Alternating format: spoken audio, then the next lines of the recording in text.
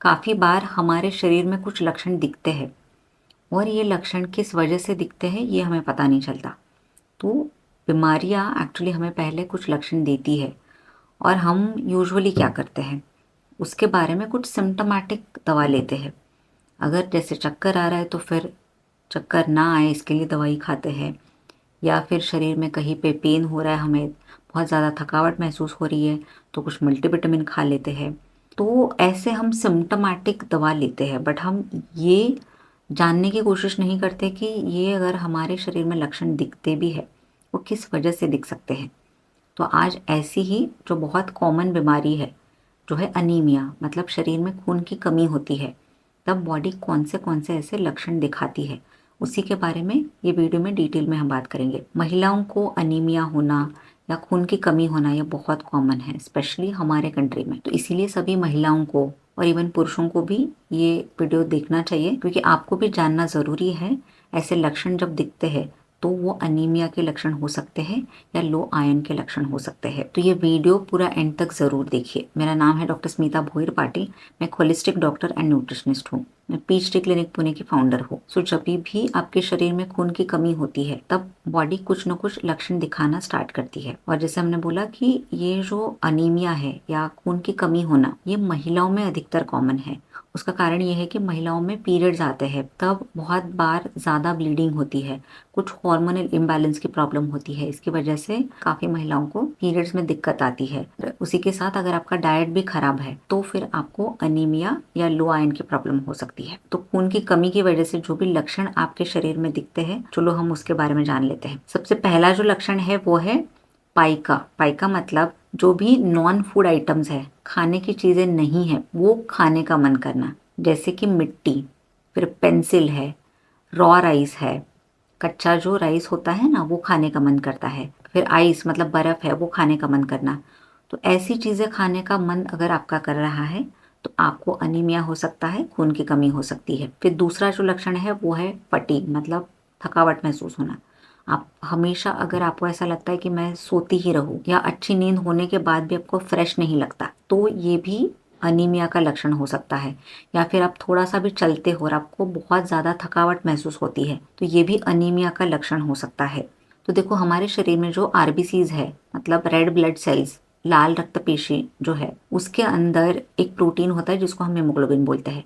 तो वो हीमोग्लोबिन क्या करता है, हमारे पूरे शरीर में ऑक्सीजन ले जाने का काम करता है। और अगर आपको खून की कमी है तो शरीर में ऑक्सीजन बराबर से नहीं पहुंचता और उसकी वजह से आपको थकावट महसूस होती है। तो हमेशा अगर थका थका महसूस आप करते हो तो ये हो सकता है अनीमिया की वजह से। फिर अगला जो लक्षण है वो है चेस्ट पेन। आपको थोड़ा भी चलते हो या कोई भी एक्सर्शन आप करते हो और आपके चेस्ट में या आपकी छाती में दर्द होता है तो ये काफ़ी बार अनीमिया की वजह से हो सकता है। और ये क्यों होता है, अगर आपको खून की कमी है तो जो हमारा हार्ट है वो बराबर से ब्लड पंप कर नहीं पाता, क्योंकि उसका प्रेशर हमेशा लो रहता है और हार्ट को बहुत ज़्यादा स्ट्रगल करना पड़ता है प्रेशर को मेंटेन करने के लिए।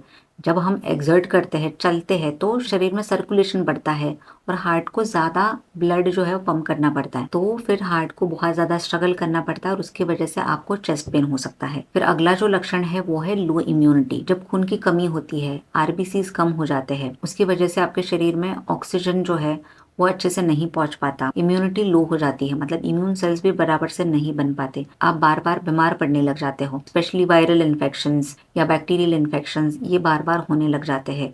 तो इसके लिए बार बार बीमार पड़ना ये भी एक अनीमिया का लक्षण है। इवन एलर्जीज भी हो सकती है। बार बार अगर आपको कोई ना कोई प्रकार की एलर्जी होती है, स्पेशली जो एलर्जिक राइनाइटिस है, ब्रोंकाइटिस है, चेस्ट रिलेटेड या रेस्पिरेटरी कंप्लेंट्स भी अगर आपको बार बार होती है तो ये भी अनीमिया की वजह से हो सकती है। फिर अगला जो लक्षण है वो है पेल स्किन। आपका स्किन का कलर थोड़ा सा वाइट हो गया है या आपके नाखून जो है वो पेल कलर के या वाइट कलर के दिख रहे हैं, तो ये लक्षण है अनीमिया का, क्योंकि खून की कमी होती है तो जो एक पिंकिश कलर दिखना चाहिए स्किन में या नाखूनों में वो नहीं दिखता, स्किन या नाखून जो है वो पेल हो जाते हैं।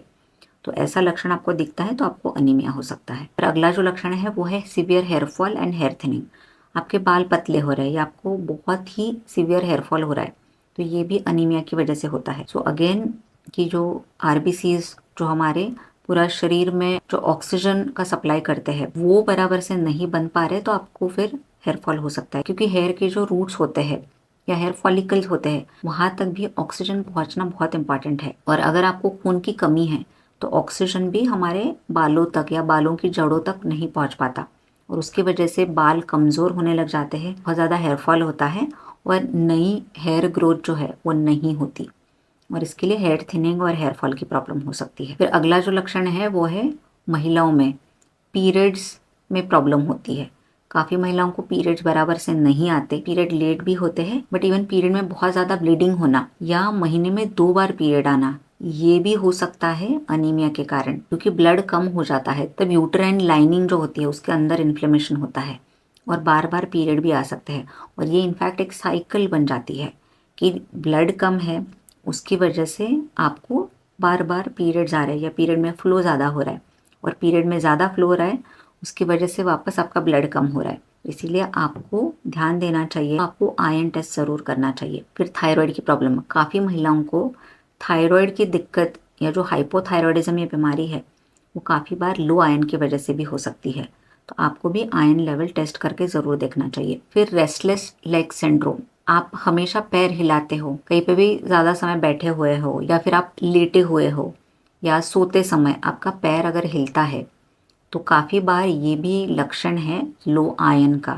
काफ़ी महिलाओं को और इवन पुरुषों को भी ये लक्षण होता है, तो ये अनीमिया या लो आयरन की वजह से हो सकता है। तो आपके शरीर में भी ऐसे कुछ लक्षण है तो मुझे कमेंट सेक्शन में ज़रूर बताइए और आपको ऐसे लक्षण है तो ज़रूर आपको अनीमिया के लिए देखना चाहिए, आपको आयरन की टेस्ट करनी ज़रूरी है। काफ़ी सारे लोगों को लगता है कि हीमोग्लोबिन चेक करना मतलब आयरन चेक करना हो गया, बट ऐसा नहीं है।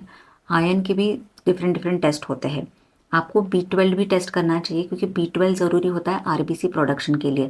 फिर आपको फेरेटिन चेक करना चाहिए और एक सीरम आयरन लेवल होता है वो चेक करना चाहिए, तब आपको समझेगा कि आपको अनीमिया या लो आयरन की प्रॉब्लम है या नहीं है। और आयरन लेवल बढ़ाने के लिए क्या क्या करना चाहिए उसके बारे में आप डिस्क्रिप्शन में पढ़ लीजिए। So thank you for watching this video. और ये वीडियो अगर आपको इन्फॉर्मेटिव लगता है तो मेरे चैनल को आप ज़रूर सब्सक्राइब करिए।